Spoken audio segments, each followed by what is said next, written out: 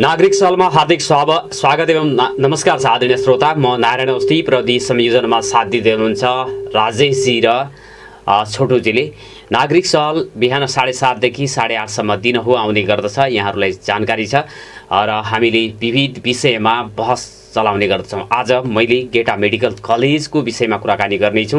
गेटा medical college निर्माण होस् र त्यहाँ मेडिकल कलेज अथवा स्वास्थ्य विज्ञान प्रतिष्ठान जेसुकै भए पनि त्यो चाँडो सञ्चालनमा आओस्, त्यहाँबाट एमबीबीएस लगायतका विधाहरूमा अध्ययन अध्यापन गर्न पाउन् हाम्रा सन्ततिहरूले र विशेष गरी स्वास्थ्य सेवाको अवसर पनि प्राप्त गरून् भन्ने एउटा चाहिँ व्यग्र प्रतीक्षामा सुदूरपश्चिमवासीहरू रहेको अवस्था छ र निकै लामो कसरतपछि गेटा मेडिकल कलेजको जुन भौतिक पूर्वाधार निर्माण गर्ने हुनुपर्छ भन्ने एउटा चाहिँ बुझाइरहेको थियो, त्यसले प्रगति हासिल गरेको अवस्था छ। लकडाउनका बीचमा पनि भौतिक काम चाहिँ भइराखेको अवस्था छ र त्यो सन्तोषजनक छ भन्ने कुराहरू पनि आइराखेको अवस्था हो। तर भौतिक पूर्वाधारको निर्माण सँगसँगै यसको लागि आवश्यक पर्ने अन्य कुराहरू जस्तो ऐनहरू बनाउने, कानुन बनाएर त्यसपछि मेडिकल कलेज अथवा स्वास्थ्य विज्ञान प्रतिष्ठान कुन प्रारूपमा तय गर्ने भन्ने किसिमको जुन चाहिँ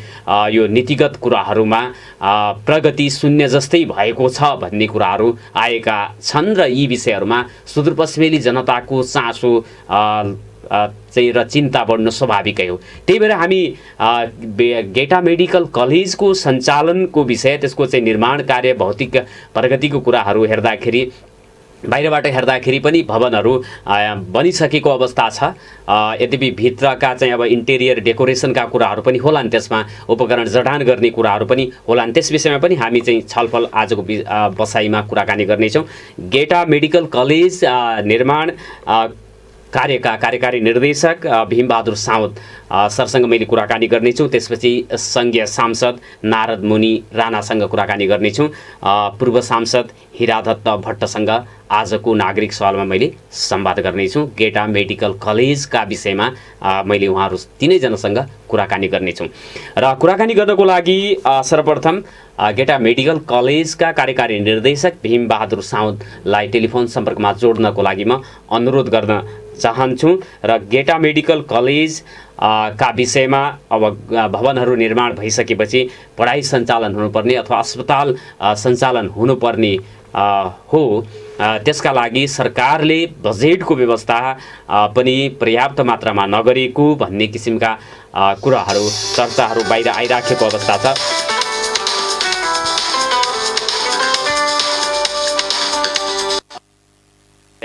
फोन आइराखेको छ। सर, यहाँलाई नागरिक सलमा हार्दिक स्वागत छ। नमस्कार। नमस्कार। हजुर, आराम हुनुहुन्छ? एकदम ठिक छु। के छ खबर? हजुर हजुर ठिकै छ। हामी गेटा मेडिकल कलेजकै विषयमा कुराकानी गर्न तपाईँसँग टेलिफोनमा प्रयास गर्दै थियौँ। सरको फोन म कहाँ आइपुग्यो। ठिकै छ, हामी यताबाट गरौँ कि सर? ठिक छ, यसैमा कुरा गरौँ। हुन्छ, ल्यान्डलाइनबाट त्यहाँबाट गरे नि हुन्छ। हाम्रो कल आउँछ, रिसिभ गर्नु होला।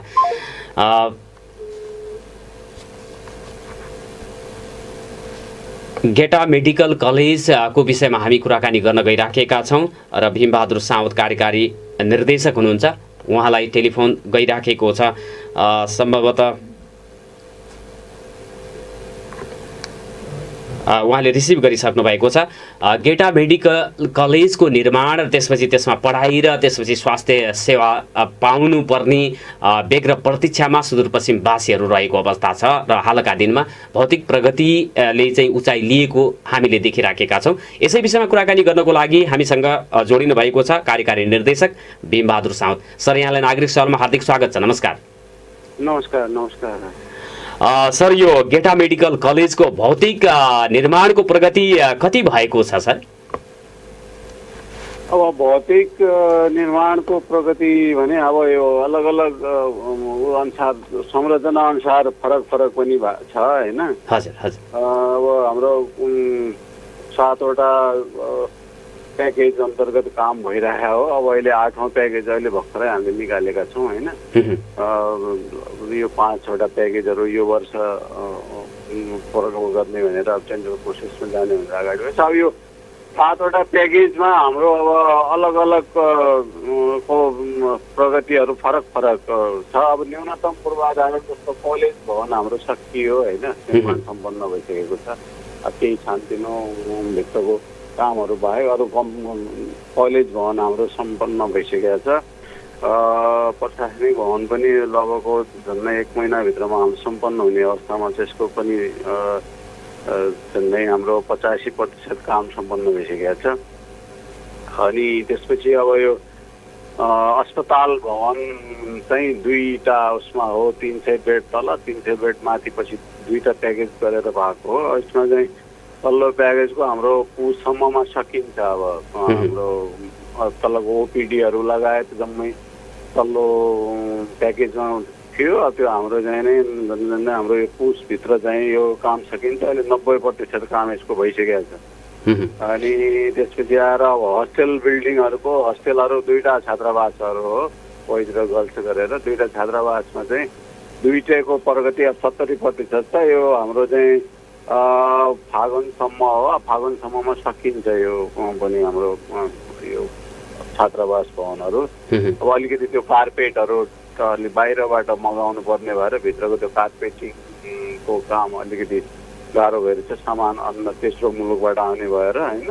अनि त्यसले गर्दा त्यो एउटा समस्या। अरू त लगभग छात्रावासको हुन्छ। अब एउटा यो क्वार्टरहरू अलिकति त्यो क्वार्टर एउटा नर्सिङ हस्टेल र 5-6वटा क्वार्टर सहितको एउटा प्याकेज छ। यो अब यो प्याकेज अलिकति हाम्रो पहिला पनिदेखि नै स्लोमा थियो। यसलाई अलिकति पुसअप त गरेका छौँ। अब यो नर्सिङ हस्टेलको पनि 4 तलामा अब 3 तला ढलान भएर 4थो तला ढलानमा गइरहेछ। अरू क्वार्टरहरू पनि 3-4वटा क्वार्टर अब लगभग बनि लेभलमा आइसकेको छ। अब 2टा यो प्रशासनिक क्वार्टर चाहिँ अलिकति स्लोमा छ। यसलाई हामी पुसअप गरिरहेको छौँ। यसको चाहिँ त्यही 45% जति काम भएको छ यसको निवासहरूमा। अनि अरू अब यो क्वार्टरहरूको यो गेस्ट हाउस अनि हस्पिटलसँग जोडिएका अरू त्यही उसको पनि अब यसको 90% काम भएको छ। जस्तो त्यो अटोक्लेभहरू हुन्छ, त्यो लन्ड्रीहरू यिनीहरूको पनि अर्को एउटा प्याकेज थियो। यो अब हामीले तटबन्ध यताउति गरेर यसको पनि 70% काम भएको छ। र यो हस्पिटलको माथिल्लो तलाको पनि 65% काम चाहिँ भइसकेको छ। अब यो माथि कभर गरेर फिनिसिङको काममा अगाडि बढेर चाहिँ ट्रसहरू हाल्दैछन्। भनेपछि हामी झन्डै अब 70% उसमा आछौँ अहिले लेभलमा। अब यो बिचमा पनि त्यति धेरै काम त हाम्रो एक दिन पनि रोकिएन यो चैतदेखि नै।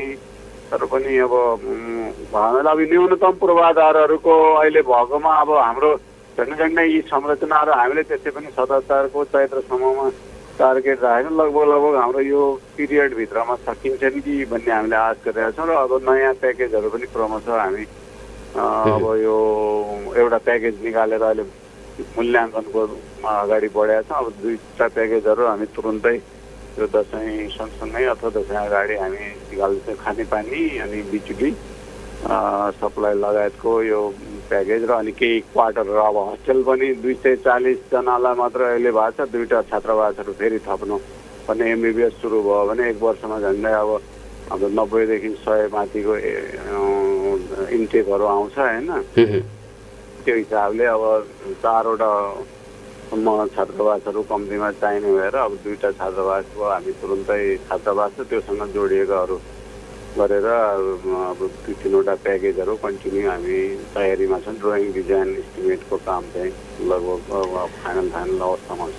भौतिक निर्माणको कुरा पछि त्यसमा उपकरण जडानका कुराहरू अब बिजुली खानेपानी लगायतका सम्पूर्ण पूर्वाधारहरू बनाइसक्नको लागि यहाँलाई चाहिँ दिएको समय कहिलेसम्म हो सर? अहिले चाहिँ अब त्यो चाहिँ निर्माण व्यवसायहरूले जसरी अब ठेक्कामा छ नि त्यो अहिले अब यो हाम्रो जुन अहिलेको छ यसको अब टाइम कसैको थपेर अब सक्छ केही कारणले अब काम गर्दा गर्दै पनि समय अभाव भयो र केही कामहरू हामीले केहीको समय थपे सबैको ओभरअलमा गर्दाखेरि हाम्रो यो फागुनसम्मका सबैका म्यादहरू छन्। कसैको पुससम्मको थप भएको छ, कसैको अब माघसम्म, कोही फागुनसम्म गरेर यो फागुनसम्म हाम्रो म्यादहरू छ। यो निर्माण व्यवसायहरूको बाँकी रहेको प्याकेजहरूको होइन। अब नयाँमा हाम्रो फर्निचर र फर्निसिङको अहिले डिजाइन गरिरहेछौँ। त्यसलाई अब हस्पिटल र कलेज भवनहरू जुन जुन संरचनाहरू तयार भइसकेका छन् त्यसको डिजाइन फेजमा छौँ। अब त्यो डिजाइन भयो भने त्यसलाई हामी फेरि उसमा जान्छौँ, खरिद प्रक्रियामा जान्छौँ होइन। फर्निचरको त्यो झन्डै हाम्रो पुससम्मको टार्गेट हामीले राखेका छौँ। अब यसलाई फर्निचरको डिजाइन सकेर अनि यसलाई उसमा जाने भनेर, खरिद प्रक्रियामा जाने भनेर। अब इक्विपमेन्टको पनि अहिले अस्ति डक्टर साहबहरूको एउटा टिम पनि भिजिट गरेर छ। त्यसलाई हामीले कस्तो कस्तो इक्विपमेन्टहरू एउटा लिस्ट आउट गरेर अनि त्यसपछि त्यसको योजना बनाएर अनि त्यो इक्विपमेन्टको प्लानिङमा जाने हो। त्यसलाई पनि हामी यो वर्षभित्र, यो दोस्रो चौमासी भनेको यो फागुनभित्रै हामी यो कुराहरूलाई टुङ्ग्याउनेमा छौँ। अब यसलाई खरिद प्रक्रियामा जाने भनेर। अब यो भएपछि भौतिक निर्माणको पनि पेर्लाले सँगसँगै गइरहेको छ होइन। अब यो भित्रको अरू अब फर्निचर फर्निसिङ र अनि इक्विपमेन्टको अब हो खास गरेर। अब यो चाहिँ अहिले डिजाइन भइरहेको छ फर्निचरहरूको। इक्विपमेन्टको त लिस्ट आउट गरेर अनि त्यसपछि यसको यो आर्थिक वर्ष, चालु आर्थिक वर्षभित्र अस्पतालको सेवा चाहिँ सञ्चालन गर्ने भन्ने जुन एउटा लक्ष्य थियो र नागरिकहरूले त्यो आशा पनि गरेको कुराले मूर्त रूप पाउँछ।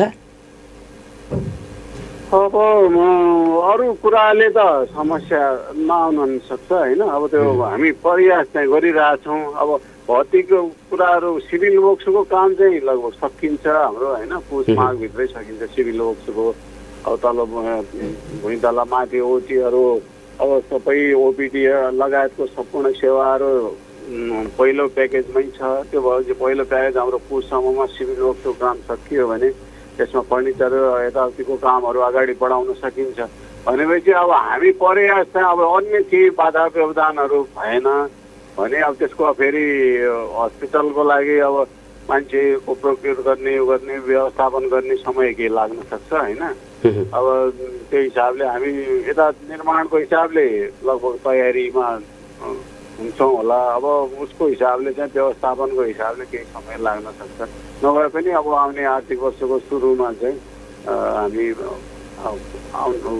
तयारीमा हुन सक्छौँ। यो भौतिक पूर्वाधार हार्डवेयरको रूपमा हेरिन्छ, त्यो निर्माणको क्रममा छ र त्यसको केही अब प्रक्षेपणहरू त्यसको यहाँहरूले चाहिँ यति अवधिभित्र सक्छौँ भन्ने जुन चाहिँ एउटा त्यो अपेक्षा गरिएको छ, त्यो टार्गेट राख्नु भएको छ, त्यो मिट होला।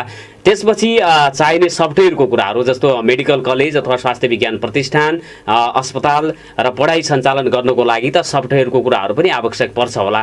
त्यसमा प्रगति भइराखेको छ कि?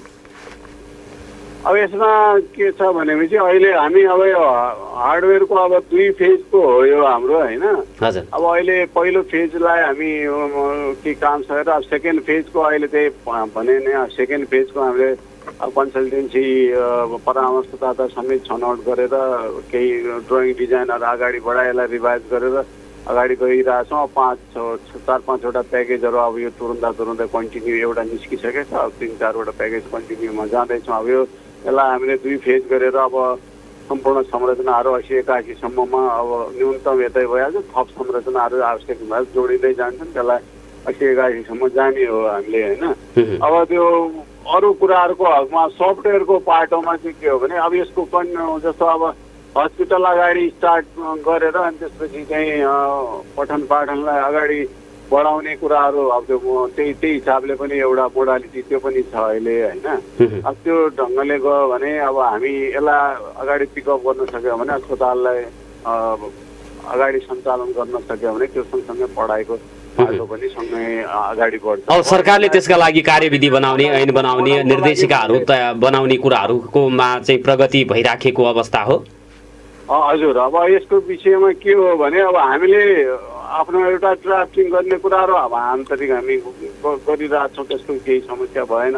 तर अब यो के भने पोलिसी डिजाइनको कुरो अब मैले पहिला पनि त्यो कुराहरू भनिरहेको थिएँ। अब यो अहिले के हो भने एकीकृत स्वास्थ्य शिक्षा प्रतिष्ठान भनेर अब शिक्षा मन्त्रालयले विधेयक बनाएर त्यो विधेयकमा क्याबिनेटमा गएको कुरो अब सबैलाई अवगत नै छ होइन। त्यहाँसम्म पुगेको छ। अनि त्यसपछि अब त्यही हिसाबले त्यो पनि यो वर्ष हाम्रो टुङ्गिन्छ भन्ने हामीले आश गरेका हौँ। किनभने त एउटा त्यो हिसाबले गयो भने यताको निर्माणको पाटो पनि हामी कम्प्लिट उसमा जान्छौँ अनि उताबाट त्यो विधेयकको पाटो पनि अगाडि बढ्दै गयो भने त्यसमा संशोधन होला अथवा के होला जे भए पनि अब त्यो यो वर्ष चाहिँ त्यो पनि हिउँदे अधिवेशनसम्ममा त्यो पनि आउँछ भन्ने हामीले आश गरेका छौँ। अब यो शैक्षिक कार्यक्रम सञ्चालन गर्न र अस्पताल सञ्चालन गर्नको लागि तपाईँहरूको समितिले सरकारसँग बजेटको माग गरेको थियो र त्यो बजेट चाहिँ पर्याप्त मात्रामा चाहिँ सरकारले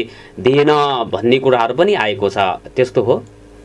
होइन, त्यो मैले नि कता एउटा कुनै सञ्चार माध्यममा कता देखेको थिएँ, त्यो बजेट त पढेको थिएँ। अब त्यो त्यस्तो बजेटको समस्या नै छैन हाम्रो यो उसको सन्दर्भमा होइन। हामीले अब बजेटको पाटोलाई हामीले त यहाँ काम जति अगाडि बढाउन सक्यो त्यति हामीलाई यसमा बजेटको समस्या नै छैन, किनभने हामीलाई जतिखेर चाहियो त्यतिखेर चाहिँ मन्त्रालयले बजेट उपलब्ध गराउने यो नेपाल सरकार आफैले अब भौतिक निर्माणका लागि त होला, अस्पताल सञ्चालन गर्नको लागि पनि छ, बजेट छ हामीसँग। नपुग्यो भने पनि मन्त्रालयले बजेट थप्ने भन्ने कुरो नि भइसकेको छ, त्यसमा त समस्या नै छैन। हामीलाई अब सुरु गर्नुपर्ने अन्तिम चौमासिकतिर हामी चैत वैशाखमै सुरु गऱ्यो भने पनि हामीलाई चाहिँ रकम पर्याप्त मात्रामा रकम हामी बजेट रकम छ नै छ, बजेटको समस्या नै छैन। नभएको नि मन्त्रालयले हामी थप पूरक बजेट पनि दिने भनेर हाम्रो कमिटमेन्ट भएको छ, त्यसको लागि समस्या बजेटको कुनै समस्या छैन। अहिलेसम्मको अवस्थामा हाम्रो यो अस्पताल सञ्चालनका लागि अब त्यहाँ मैले लेखाएको थिएँ अब त्यो मागेको यति रकम मागेको यति नदिएको भन्ने केही त्यस्तो किसिमको कुराहरू त त्यो हुँदै होइन। हामीले त्यो सुरु मात्रै गर्ने बित्तिकै बजेट चाहिँ आवश्यकता अनुसारको बजेट चाहिँ शिक्षा विज्ञान र प्रविधि मन्त्रालय निकासा भइहाल्छ, त्यसमा समस्या नै छैन। अहिले पनि हामीसँग भएको बजेटको पर्याप्त मात्रामा छ, बजेट चाहिँ हामीसँग समस्या नै छैन बजेटको लागि। त्यही मैले नि कता त्यहाँ देखेको थिएँ, तर त्यो होइन। अब माग्ने कुरा एउटा हुन्छ, अब हामीलाई आवश्यकता एउटा हुन्छ, त्यो आवश्यकता हाम्रो जति आवश्यक हो हामीलाई त्यो अनुसारको बजेट छ र नपुग भए पनि दिने कमिटमेन्ट छ, त्यसको लागि समस्या छ। अन्तमा साउथ सर, अब सरकारको प्रत्यक्ष सम्पर्कमा हुनुहुन्छ तपाईँ, अब जिम्मेवारी लिएर चाहिँ कार्यकारी निर्देशकको रूपमा चाहिँ काम गरिराख्नु भएको छ। सुदूरपश्चिमवासीहरूले गेटाबाट स्वास्थ्य सेवा र त्यसपछि पढ्ने कुराहरू कहिलेसम्म प्राप्त गर्न सक्लान् त्यो अवसर भनेर भन्न सकिने अवस्था छ?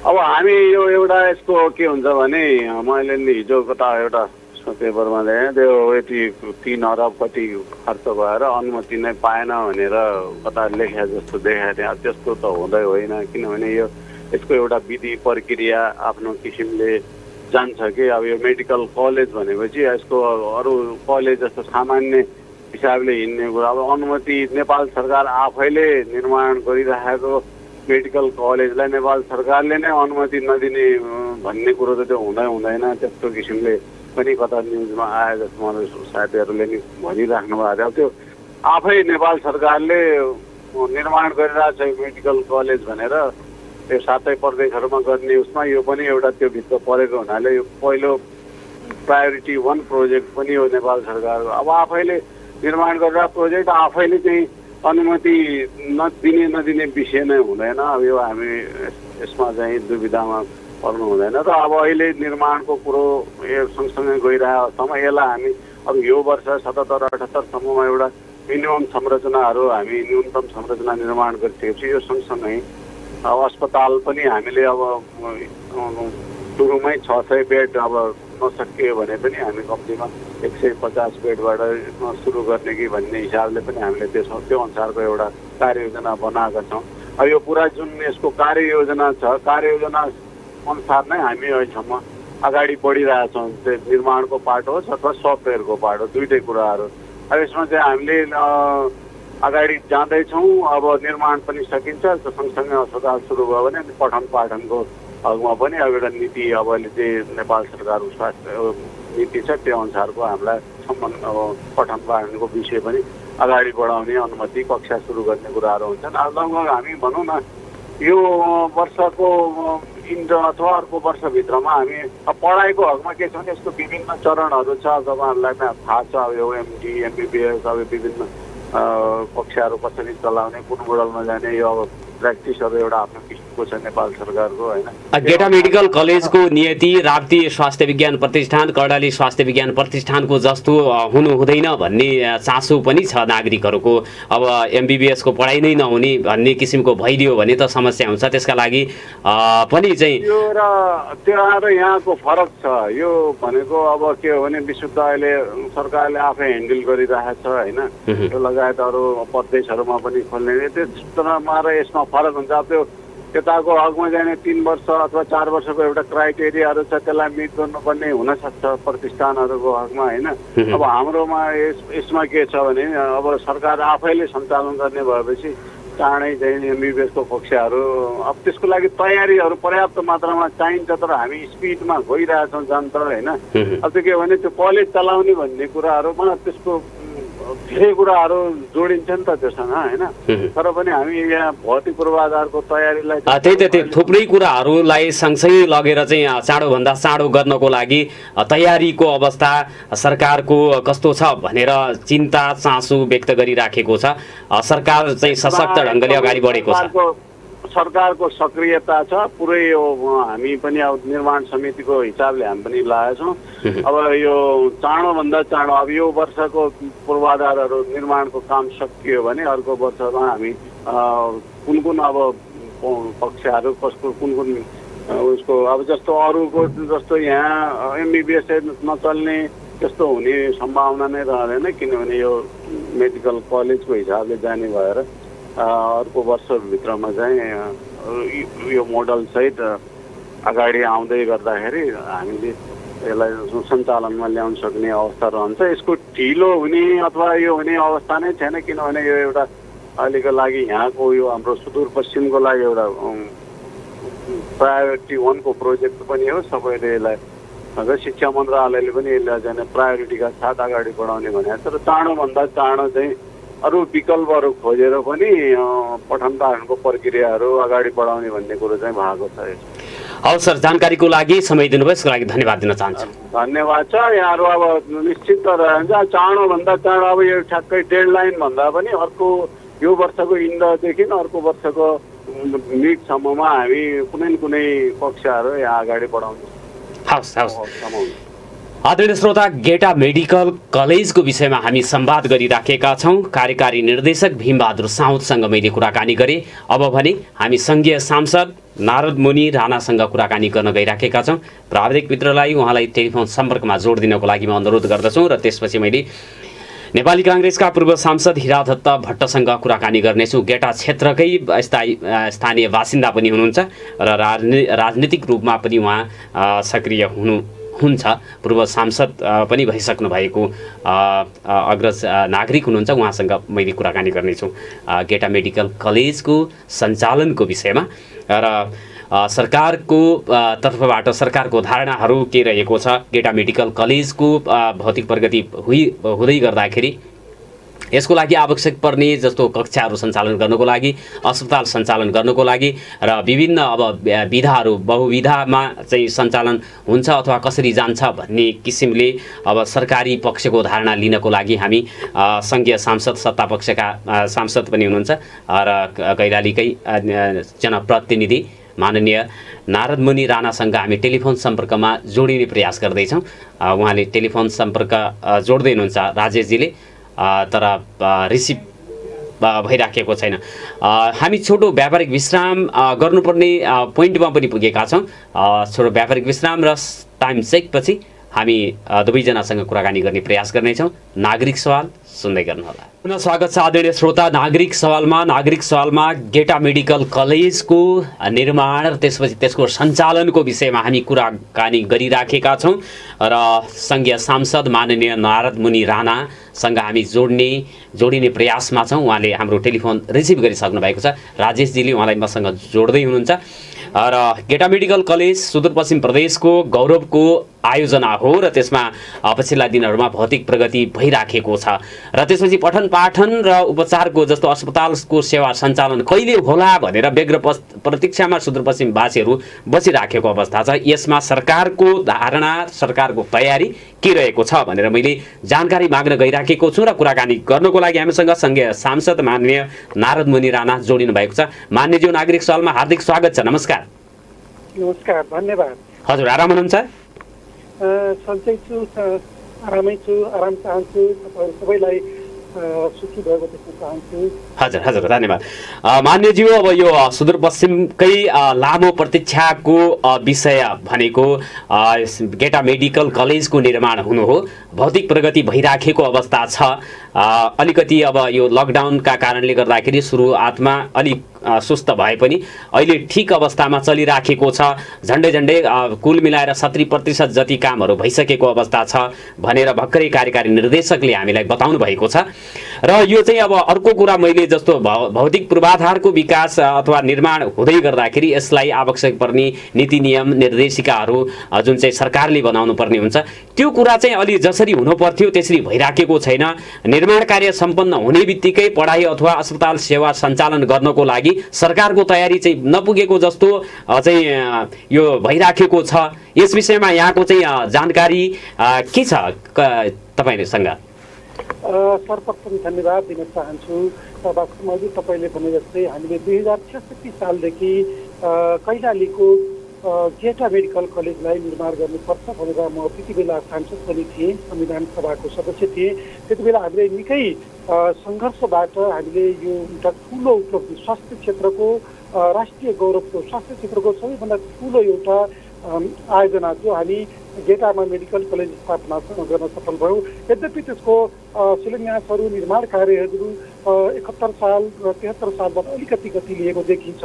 र अहिले आजको मितिसम्म आइपुग्दाखेरि हामीले गेटामा लगभग 52 हेक्टर जमिनमा हामीले जुन अहिले पौडी 4 खर्बको अर्बको जुन लगानीमा अहिले निर्माण भएको भवन छ, र हामीले यसै वर्ष, तपाईँलाई म अलिकति जानकारी गराउन चाहन्छु, यो वर्षदेखि त्यहाँको पठन पाठन, त्यहाँको सबै कुराहरू सुचारू गर्ने भनेर हामीले स्वास्थ्य मन्त्रीज्यूलाई र शिक्षा मन्त्रीज्यूलाई, किन भन्दाखेरि यो स्वास्थ्य मन्त्री र शिक्षा मन्त्रीलाई किन त्यो गर्यौँ भन्दाखेरि अलिकति यहाँनिर हाम्रो यो शैक्षिक सत्र अथवा मेडिकल कलेज वा स्वास्थ्य विज्ञान प्रतिष्ठान के गर्ने भन्ने विषयमा दुई पिँढी हामीले, अब शिक्षा मन्त्रालयले मेडिकल कलेजको रूपमा आफूले चलाउने भन्ने एउटा योजना तयार पारेको अवस्था देखिन्छ, र अर्कोतिर स्वास्थ्य मन्त्रालयले स्वास्थ्य विज्ञान प्रतिष्ठानको रूपमा हामीले चलाउने भनेर दुईटै मन्त्रालयले आफ्नो किसिमले तयारी गरिसकेपछि हामीले सामान्य प्रधानमन्त्रीज्यूलाई यो चाहिँ गेटा मेडिकल कलेजलाई अब एउटा टुङ्गोमा पुर्याउनुपर्छ।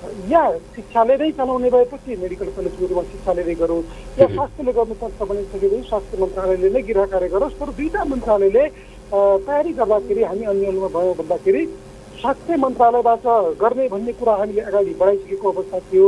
तर पछिल्लो पछिल्लो आवरमा आइसकेपछि शिक्षा मन्त्रालयले एउटा एकीकृत स्वास्थ्य शिक्षा प्रतिष्ठान बनाउने मस्यौदा तयार गरेर मन्त्री परिषदमा पेश गरेको अवस्था छ।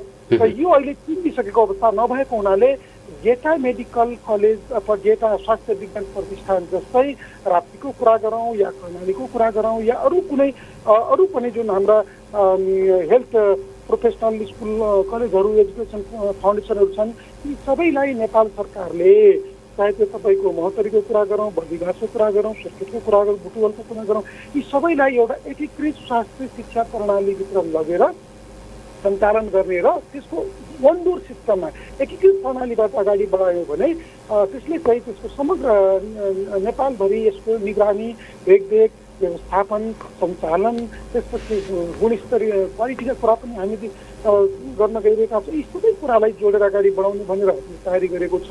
यद्यपि आजको मितिसम्म लगभग प्रशासनिक भवनहरूको 90% काम कम्प्लिट भएको छ। कलेजका पूर्वाधारहरूको 70% भन्दा बढी कामहरू भएको देखिन्छ अहिलेसम्म। र यसपटक हामीले यो वर्ष नै गेटा मेडिकल कलेजको पठन पाठन, अध्ययन र अध्यापनको लागि हामीले चाहिँ डेलिगेसनको रूपमा सामान्य प्रधानमन्त्रीज्यूलाई हामीले एकदमै प्रेसर गरेका थियौँ। अब यो तपाईँ हामीलाई थाहा छ अलिकति यो कोभिडका कारणले सिङ्गो नेपाल मात्रै होइन सिङ्गो विश्वले प्रभावित भइरहेको कारणले अलिकति यसको वर्कआउट गर्न अलिकति केही समस्याहरू निश्चित रूपमा छन्। त्यसका बावजुद पनि म के भन्न चाहन्छु भन्दाखेरि यो वर्ष हामी सबै तयारीहरू कानुनी प्रक्रियागत कुराहरू विधिगत कुराहरू त्यसपछि सञ्चालन यो अब गठनका आदेशहरू यी सबै कम्प्लिट गरेर यो वर्षबाट नै सञ्चालन गर्ने गरी हामीले प्रयास गरेका थियौँ। तर यद्यपि यो अलिक सम्भव नभए तापनि हामी अर्को वर्ष यो कम्प्लिटली सञ्चालन गर्ने गरी अर्को सेसनमा सञ्चालन गर्ने गरी हामी अहिले हाम्रो यो सुदूरपश्चिमको तर्फबाट हाम्रा उद्योग वाणिज्य तथा आपूर्ति मन्त्री लेखराज भट्टज्यूको नेतृत्वमा हामीले धेरै पटक यी विषयमा सामान्य प्रधानमन्त्रीजीलाई अवगत पनि गराएका छौँ। र यसको मलाई लाग्छ यो सेसनमा यो ऐन या गेटा मेडिकल कलेज या स्वास्थ्य विज्ञान प्रतिष्ठान हामी दुईटा विषयमा छलफल गरिरहेका छौँ। र तेस्रो विषय के हो भन्दाखेरि हामीले गेटा मेडिकल कलेज होइन गेटा मेडिकल कलेजलाई एउटा विश्वविद्यालयको रूपमा पनि हामीले सुदूरपश्चिममा स्थापित गर्न सक्छौँ।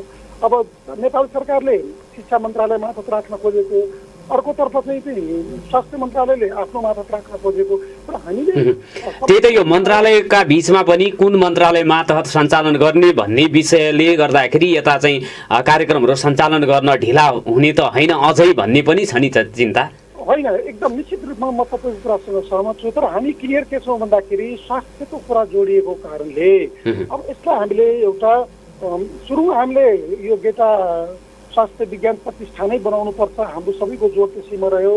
र अहिले पछिल्लो यतातिर आइसकेपछि शिक्षा मन्त्रालयले आफूलाई दाबी गर्ने स्वास्थ्यले आफूलाई दाबी गर्ने हो भने हामी चाहिँ गेटा मेडिकल कलेजलाई छुट्टै एउटा विश्वविद्यालयको रूपमा पनि अगाडि बढाउन सकिन्छ कि भन्ने पाटोमा पनि हामी जनप्रतिनिधिहरू त्यो सुदूरपश्चिमका सांसदहरूको यो विषयमा हामीले वर्कआउट गरेका पनि छौँ।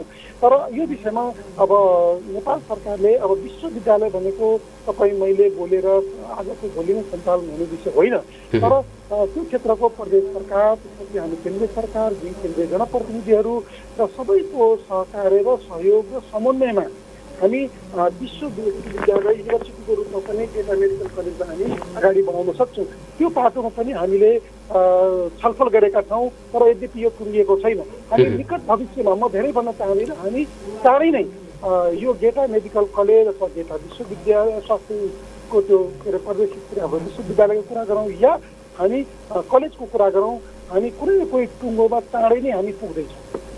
जस्तो कि हेल्थ प्रोफेसनलहरूसँगको संवादमा उहाँहरूको चाहिँ बुझाइमा उहाँहरूको विज्ञताले पनि यो चाहिँ कुन मोडालिटीमा सञ्चालन गर्दा यो प्रभावकारी हुन्छ यहाँको प्रदेशवासीहरूलाई भनेर पनि यहाँहरूले चाहिँ बुझिराख्नु भएको छ होला नि बुझिराख्नु भएको छ यो कुरा कुन मोडालिटीमा चल्दा राम्रो हुन्छ भनेर होइन। हामीलाई सुझाव तीनटा खालको आएको छ। हामीले त्यो क्षेत्रका डाक्टर चिकित्सकहरू लगायतका हाम्रा त्यो क्षेत्रका भनौँ न स्वास्थ्यसँग रिलेटेड भएका हाम्रा प्रबुद्ध व्यक्तित्वहरू जुन हाम्रो लामो समयदेखि क्षेत्रमा काम गरिराख्नु भएको छ उहाँहरूको सुझाव पनि प्रतिष्ठान स्वास्थ्य विज्ञान प्रतिष्ठानको रूपमा चलाउनुपर्छ। त्यसो गर्दाखेरि स्वास्थ्य मन्त्रालय मार्फत जान्छ कलेजको रूपमा as a college as a चाहिँ तपाईँको टिचिङका हिसाबले जाँदाखेरि फेरि शिक्षा मन्त्रालय मार्फत जान्छ। त्यस कारणले विश्वविद्यालयबाट सम्बन्धन लिनुपर्ने हुन्छ पटक पटक जसले गर्दाखेरि प्रक्रिया झन्झटिलो हुन्छ प्रतिष्ठानको उसमा गयो भने स्वायत्त हुन्छ काम गर्न सजिलो हुन्छ भन्ने बुझाइ छ होइन। त्यही भएर हामीले मैले अघि तपाईँले भन्नुभयो कि त्यो क्षेत्रका हाम्रो स्वास्थ्य क्षेत्रमा त्यसपछि स्पेसली सुदूरपश्चिम क्षेत्रका प्रबुद्ध व्यक्तित्वहरू विज्ञहरूसँग हामीले धेरै पटक छलफल गरेका छौँ। उहाँहरूको सुझाव चाहिँ प्रतिष्ठानको रूपमै छ। तर अहिले पछिल्लो यता आइसकेपछि शिक्षा मन्त्रालयले एकीकृत स्वास्थ्य शिक्षा प्रणालीको एउटा मस्यौदा तयार गरेको देखिन्छ र तिनले नेपालभरिका गेटाको मात्रै होइन नेपालमा रहेका नेपाल सरकार मार्फत रहेका प्रतिष्ठान वा कलेजहरूलाई पनि र प्रतिष्ठानहरूलाई पनि या प्रतिष्ठानको मार्फतमा कलेज लिएर आउने या कलेजको मार्फतमा प्रतिष्ठान लिएर आउने र एउटै भिसी एउटै दिन र एउटै रजिस्ट्रारको यो एकीकृत शिक्षा प्रणाली मार्फतबाट चलाउने कि भन्ने खालको एउटा मस्यौदा आएको छ। यद्यपि हामी सांसदहरूको हातमा पुगेको अवस्था छैन। त्यो क्याबिनेटबाट पास भइसकेपछि छलफलको लागि सदनमा आउँछ र हामी त्यति बेला बहस गरौँला। तर कुरो के छ भन्दाखेरि हामीले तिनवटा पाटो भने एउटा कलेज एउटा प्रतिष्ठान र अर्को तपाईँको हामीले गेटा मेडिकल कलेजलाई सुदूरपश्चिममा हामीले एउटा विश्वविद्यालयको रूपमा पनि लान सकिन्छ भन्ने एउटा टोरोपण गरेका छौँ। त्यसमा बहस र छलफल पनि चलाएका छौँ। तर म यति भन्न चाहन्छु, अब हामी ढिलो गर्दैनौँ र केही दिनपछि हामी त्यसको मोडालिटीमा फाइनल गरेर हामी यसलाई चाहिँ सञ्चालनमा आउँदो वर्षदेखि पढाइ सुरु गर्ने गरी हामी यसको सबै कुराहरू तपाईँको बोर्डदेखि लिएर त्यहाँको भिसीहरूदेखि लिएर त्यहाँको गठन प्रक्रिया, गठन कार्यविधिदेखि लिएर यी सबै कुराहरूको मोडालिटी हामी फाइनल गर्छौँ। अब यसमा हामी धेरै पर्खिनु पर्दैन। मानिज्यू, अन्तमा सोधे, मैले निजी मेडिकल कलेजहरूले तुरुन्तै सञ्चालन गर्ने अनुमति सरकारबाट पाउने, तर सरकारी चाहिँ प्रतिष्ठान अथवा मेडिकल कलेजहरूले को प्रगति सञ्चालन गर्ने कुराको प्रारूप तय गर्नको लागि निकै ढिला हुने, त्यसको चाहिँ सुरुवात नै नहुने कुराले गर्दाखेरि गेटा मेडिकल कलेज अझै सञ्चालन हुनको लागि अझै केही समय धेरै कुर्नुपर्छ कि भन्ने चिन्ता छ यहाँको नागरिकहरूमा। बिल्कुल तपाईँले उठाएको प्रश्न जायज हो र यो सरकारी मेडिकल कलेजहरू अथवा प्रतिष्ठानहरूले त्यो चलाउनको लागि जुन सम्बन्धनको कुरा छ, मैले हिजो पनि सुने, अस्ति पनि सुने, सरकारीले सम्बन्धनै पाएन भन्ने कुरा होइन। नेपाल सरकारको त्यसमा पनि सुदूरपश्चिममा रहेको हाम्रो यो स्वास्थ्य सम्बन्धी सबैभन्दा ठुलो एउटा गौरवको राष्ट्रिय योजना पनि हो। यो योजनामा लगभग ठुलो लगानी धनराशि लगभग 4.25 अर्बको लगानी पनि हामीले त्यहाँ गरेका छौँ केन्द्र सरकारबाट। अब यो सम्बन्धनको समस्या हुँदैन। सम्बन्धनका लागि जुन खालको एउटा मेन पावरको कुराहरू छ, पूर्वाधारका कुराहरू छन्, ती सबै कामहरू हाम्रो दिन प्रतिदिन हामीले लगभग कम्प्लिट पनि भइसकेको अवस्था छ। अब मैले अघि पनि तपाईँलाई भने कलेजका हिसाबले हेर्दाखेरि कलेजका जुन पूर्वाधारहरू छन्, भवनहरू छन्, ती 70% बढी लगभग 75% कम्प्लिट भएको छ। प्रशासनिक भवनहरू 90% कम्प्लिट भएको छन्। अब जनशक्ति व्यवस्थापनको लागि तपाईँको निश्चित रूपमा अलिकति मोडालिटी र जनशक्तिको व्यवस्थापनको जुन एउटा गाइडलाइन आयो भने त्यो पनि हामीले 2-3 महिनामा धेरै भन्दिनँ विज्ञापन निकाल्नुपर्छ, त्यसको लागि बोर्ड गठन गर्नुपर्छ, त्यसपछि तपाईँको भिसीहरू नियुक्त गर्नुपर्छ। यी सबै कुराहरूको टुङ्गो मोडालिटी टुङ्गो नलागेको कारणले एउटा त्यही त मोडालिटी टुङ्गो लगाउने कुरामा पनि यहाँहरूले अब दबाब सिर्जना गर्ने, सरकारलाई त्यो चाँडो गर्न चाहिँ बाध्य पार्नु पर्यो नि? होइन, एकदम हामीले धेरै पटक यो अलिकति बुझाइ म स्पष्ट गर्न चाहन्छु। हामीले धेरै पटक अघि शिक्षा मन्त्रालयको कुरा मैले भने, स्वास्थ्य मन्त्रालयको कुरा गरेँ, यो हामीले धेरै पटक सम्बन्धित मन्त्रीहरूसँग र नेपाल सरकारका सामान्य प्रधानमन्त्रीहरूसँग यो गेटा मेडिकल कलेजलाई अब यो वा त्यो बहानामा कुनै पनि कारणले ढिला गर्न पाइँदैन। अब यसको मोडालिटी तपाईँहरूले तयार गर्नुभयो भने हाम्रो यो मोडालिटी हो, यसमा जानुहोस् भनेर हामीले प्रतिष्ठानकै रूपमा हामीले भनिसकेको अवस्था छ। त्यसैले अब पछिल्लो मैले अघि पनि जोडेको थिएँ, यदि प्रतिष्ठान पनि उत्कृष्ट भएन, कलेज पनि उत्कृष्ट भएन भने हामी विश्वविद्यालयको रूपमा पनि यसलाई अगाडि बढाउनलाई सुदूरपश्चिम र नेपाल सरकारले खुट्टा कमाउनु हुँदैन भनेर हामीले प्रेसर पनि गरेका छौँ, दबाब दिएका छौँ र प्रधानमन्त्रीज्यू यसमा लगभग कन्भिन्स हुनुभएको छ। र उहाँले अब यो अलिक कोभिडको कारणले यो वर्ष नै यो अहिले टुङ्गिएर हाम्रो अर्को यो भनौँ न यो सम्बन्धन लगायतको प्रक्रिया अगाडि बढ्नुपर्ने अवस्था थियो र अलिकति कोभिडको महामारीको कारणले यो प्रक्रियाहरू अलिकति अगाडि बढ्न सकेको अवस्था छैन। तर अब हामी त्यसका बावजुद पनि हामी चाँडै नै गेटा मेडिकल कलेज सञ्चालनको लागि चाहे सम्बन्धको कुरा हो, चाहे तपाईँको पूर्वाधार निर्माणको कुरा हो, चाहे बोर्ड गठनको कुरा हो, या कार्यविधि निर्माणको कुरा हो, अब हामी विलम्ब गर्दैनौँ, विलम्ब हुँदैन। यो आउँदो वर्षदेखि हामी सञ्चालनमा गर्छौँ। हवस्, समय दिनुभयो, यसको लागि म हार्दिक धन्यवाद दिन चाहन्छु। धेरै धेरै धन्यवाद तपाईँलाई पनि विचार राख्ने मौका दिनुभयो। तिम्रो प्राविधिक सहित श्रोताहरूलाई पनि धन्यवाद। हस्। आदरणीय श्रोता, उहाँ हुनुहुन्थ्यो सङ्घीय सांसद माननीय नारद मुनि राणा, उहाँसँग मैले कुराकानी गरेँ। यसपछि हामी नेपाली काङ्ग्रेसका पूर्व सांसद हिरादत्त भट्टसँग कुराकानी गर्न गइराखेका छौँ। उहाँलाई टेलिफोन सम्पर्कमा जोड्ने प्रयास गर्दै हुनुहुन्छ प्राविधिक साथी राजेशजीले। गेटा मेडिकल कलेज बहुप्रतीक्षित आयोजना हो सुदूरपश्चिमका नागरिकहरूका लागि।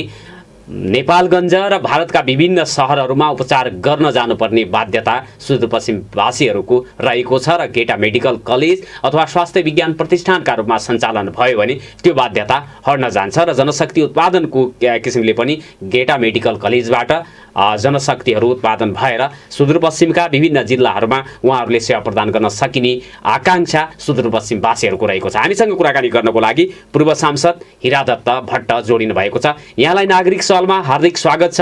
नमस्कार। धन्यवाद। हजुर, आराम हुनुहुन्छ? ठीक छ। मैले अब 2-3 यो हजुरको चाहिँ एउटा त्यही गेटा क्षेत्रकै नागरिक पनि स्थानीय भएर पनि कुराकानी गर्नुपर्ने छ। राजनीतिक रूपले पनि नेपाली काङ्ग्रेसबाट तपाईँ पूर्व सांसद भइसक्नु भएको एउटा परिचित व्यक्तित्व हुनुहुन्छ, त्यसरी कुराकानी गर्नुपर्ने हुन्छ।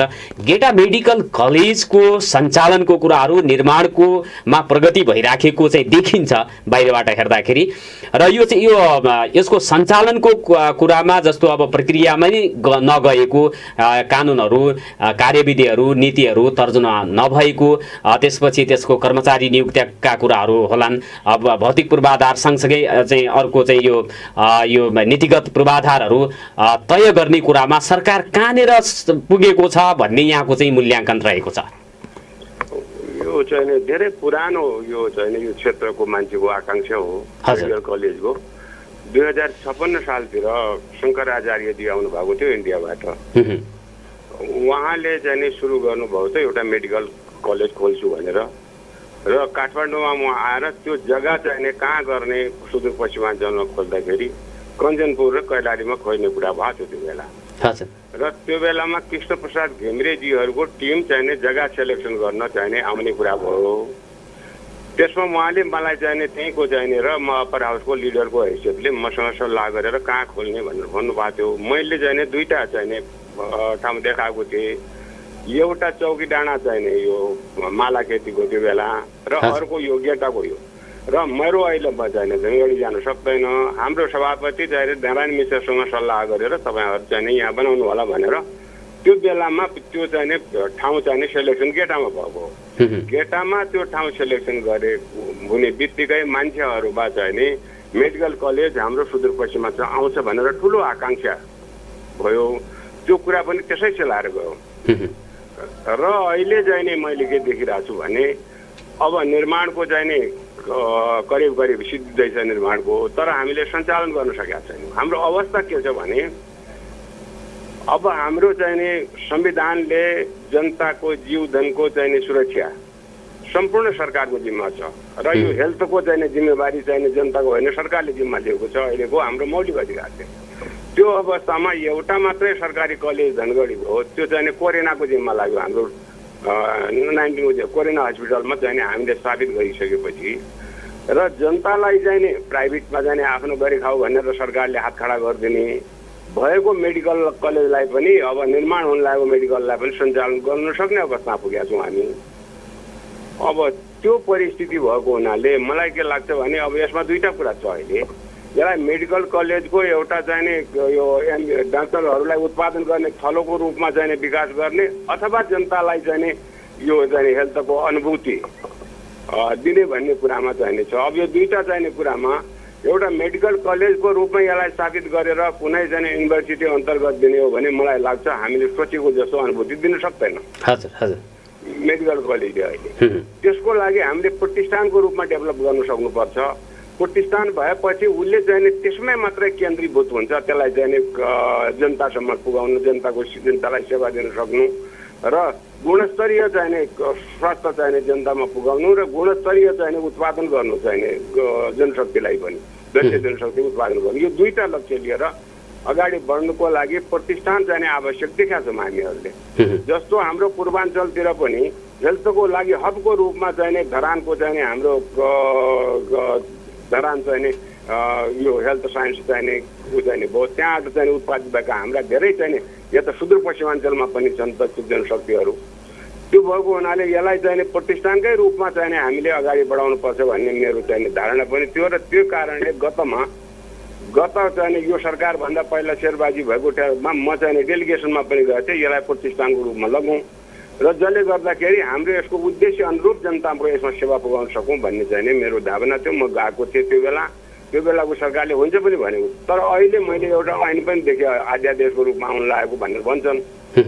प्रतिष्ठानको रूपमा एउटा छाता बनाएर सरकार अन्तर्गत देशभरिको सबै चाहिने प्रतिष्ठानलाई एकीकृत गर्ने भन्ने चाहिने गएको छ। मलाई लाग्छ जस्तो चाहिने एम्स चाहिने उहाँको छ, दिल्लीको छ, त्यसको स्तरमा चाहिने मैले देखेको यो पूर्वाञ्चलतिर यो उत्तराञ्चलतिर इन्डियाको कुनै चाहिने संस्था अझै डेभलप हुन सकेको छैन। र त्यही टाइपको हाम्रो चाहिँ धरानमा पनि स्थापित भएको धरानको जनशक्तिले पूर्वाञ्चलको धेरै समस्याहरू धरानले चाहिँ हाम्रा समस्या समाधान गरेको छ र त्यही होस् भन्ने चाहना हाम्रो गेटामा पनि थियो। तर अहिले चाहिँ सरकारले चाहिँ देशभरिलाई हेर्नखेरि त सरकार सधैँ छ नि त। सरकारले आफ्नो अधिकार चाहिँ हरेक चाहिँ यो प्रतिष्ठानलाई दिएर प्रतिष्ठानलाई चाहिँ संसारका उत्कृष्ट चाहिँ संस्थाहरूसँग आफ्नो चाहिँ साइनो जोडेर नेपालमा पनि त्यो गुणस्तरीय चाहिँ स्वास्थ्य चाहिँ अवस्था सिर्जना गर्नुपर्ने अवस्थाको लागि प्रतिष्ठान आवश्यक थियो।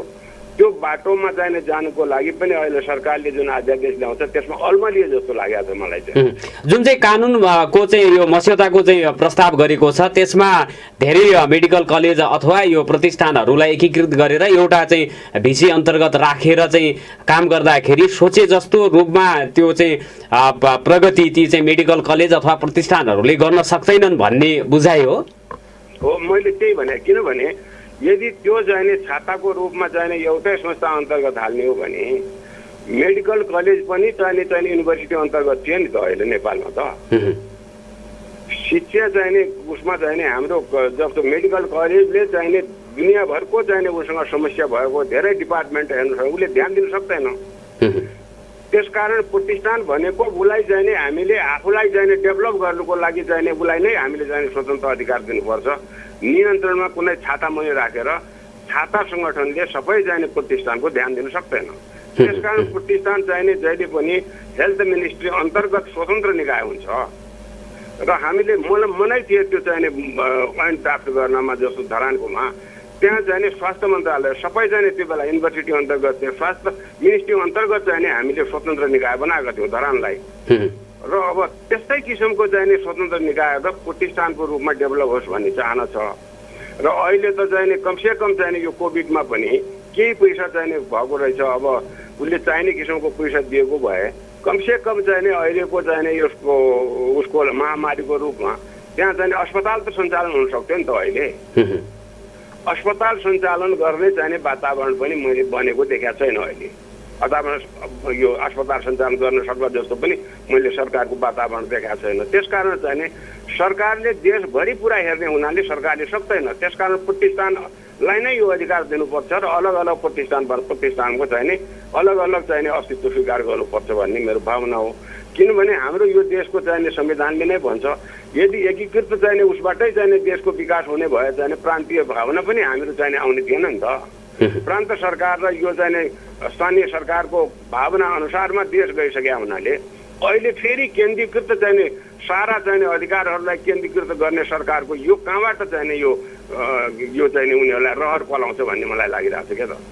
भनेपछि शिक्षा मन्त्रालयले मेडिकल कलेजहरू सञ्चालन गर्ने मोह त्याग्न नसक्दाखेरि यो एकीकृत चाहिँ स्वास्थ्य विज्ञान प्रतिष्ठानको मस्यौदा आएको हो होइन। शिक्षा मन्त्रालयले सकेन, स्वास्थ्य मन्त्रालयले लाइसेन्स मात्रै दिने हो नि, स्वीकृति दिने हो, प्रतिष्ठान गठन गर्दैन। भौतिक पूर्वाधार बनाएर स्वास्थ्य मन्त्रालय मातहत हुनु पर्यो नि त। अब त यो त प्रतिष्ठान भने त शिक्षा मन्त्रालय मातहत हुँदैन यो।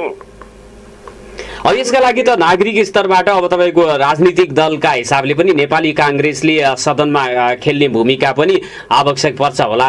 त्यसपछि अब यो कुराहरू चाहिँ गलत हुँदैछ है, हाम्रा लागि यो चाहिँ मान्य छैन भनेर नागरिक स्तरबाट पनि सचेत गर्ने काम त गर्नुपर्छ होला नि तपाईँहरूले। होइन, त्यो गर्नु पर्न लागि पनि तपाईँसँग एउटा कुरा गर्नु, अध्यादेशबाट ल्याउने हो भनेदेखि त संसदमा त बोल्ने अवस्था आएन नि त अहिले त। किनभने यो सरकारले संसदलाई निरन्तरता पनि दिन सकेको छैन, संसदलाई छलेर काम गर्दैछ। त्यो परिस्थितिमा अहिले चाहिँ हामीले सडकबाट बोलेर त के काम लागेन नि त। अध्यादेश ल्याइदिन्छ सरकारले, अध्यादेश ल्याएपछि त यो भोलिदेखि त यो लागू भयो नि त अध्यादेश त। भनेपछि अहिले अध्यादेश ल्याउने भन्ने कसरत गरेको हो सरकारले, यो सदनमा चाहिँ प्रस्तुत गर्नुपर्छ भनेर मस्यौदा तयार गरेको होइन। मसौदा तयार गरेर अध्यादेशको चाहिँ बाटोमा सरकार जाँदैछ। अनि त्यो मैले चाहिँ देखे हुनाले सरकारले चाहिँ के छ भने जनताका समस्याहरू जनप्रतिनिधिको बिचमा छलफल भएर पो आउनुपर्छ त। अध्यादेशको बाटो भनेको मैले हरेक चिजमा देखिरहेको छु, यो मात्रै होइन। हामी चाहिँ नि यो डिसेन्ट्रलाइजेसनको बाटोमा गइसके, यो संविधान गइसकेपछि, संघीयतामा हामी गइसकेपछि अहिले हामीहरूलाई रहर चाहिँ केन्द्रीयकृत शासन गर्ने, सारा चाहिँ शक्ति आफ्नो हातमा लिने, त्यो रहर पलाएपछि त जनताको अधिकारहरू त सङ्कुचित भएर जान्छ नि त।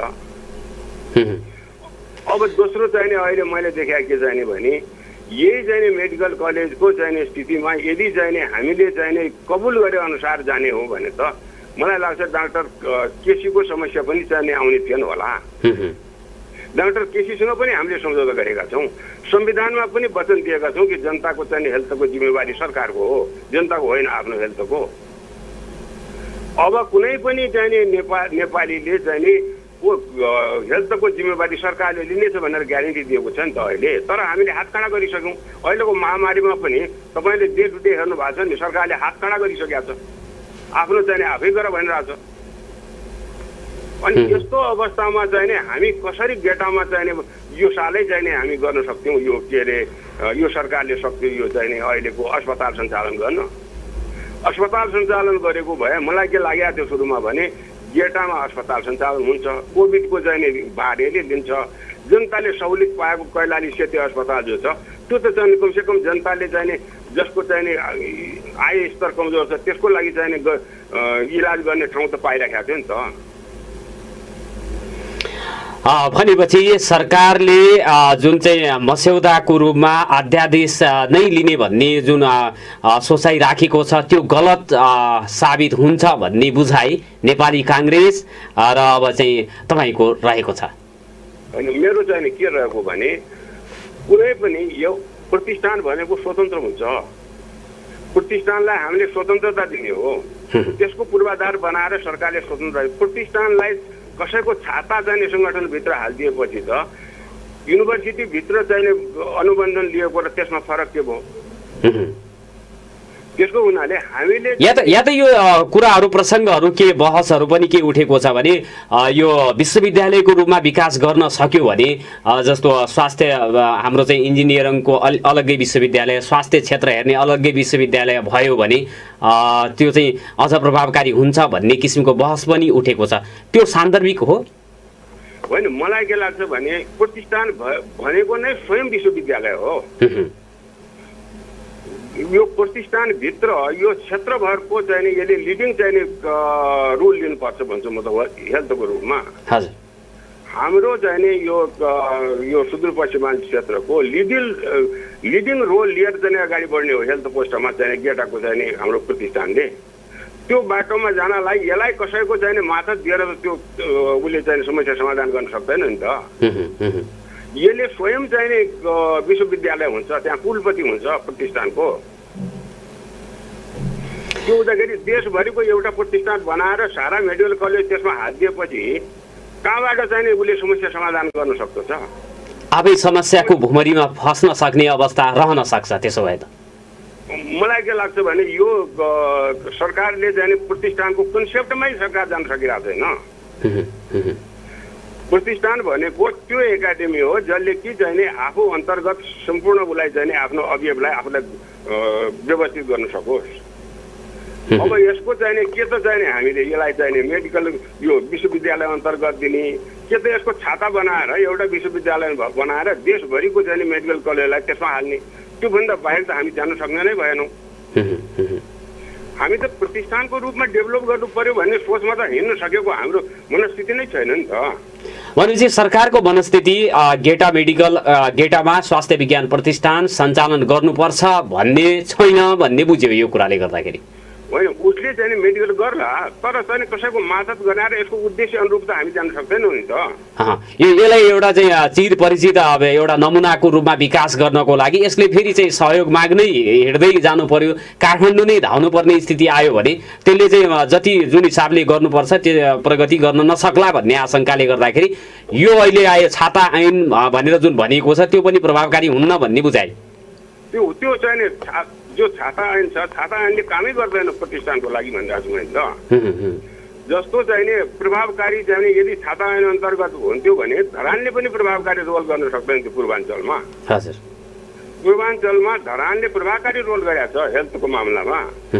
मलाई लागेको थियो त्यस्तै चाहिँ नि हाम्रो यहाँ कैलाली गेटाले पनि गर्ला भन्ने। त्यही आधारमा हामी त पुरानो चाहिँ नि हाम्रो यसको चाहिँ अध्यक्षजी हुन्छ डाक्टर चेतराज पन्त, उहाँसँग चाहिँ नि हामी गएका छौँ, डेलिगेसन गएका छौँ र त्यो चाहिँ छलफल गरेका छौँ त्यो प्रधानमन्त्रीज्यूसँग। हजुर, हाम्रो निर्धारित समय सिद्धिएको छ। यो चाहिँ बहसलाई हामी निरन्तर जारी राख्नेछौँ र समय दिनुभएकोमा म धन्यवाद दिन चाहन्छु। ल, धन्यवाद।